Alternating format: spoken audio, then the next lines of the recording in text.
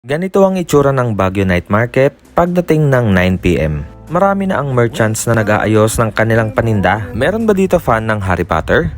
Ng anime. Meron din cute designs ng mga keychain. Time check, 9:25 PM at ganito na karami ang tao sa night market. Maraming pwedeng mabili, katulad ng mga blouse, wallet, jacket, pillowcase at iba pang mga items.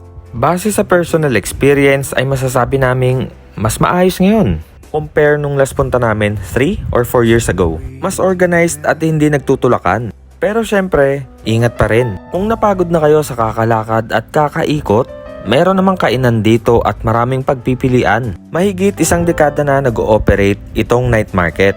At all throughout the years, puntahan pa rin siya ng mga turista. At dumami pa ang mga merchant na nag-o-offer ng kanilang mga produkto. Friday night kami nagpunta dito at maulan. Huwag niyong kalimutan na magdala ng payong. Sa mga first time magpupunta dito, located ang market sa Harrison Road.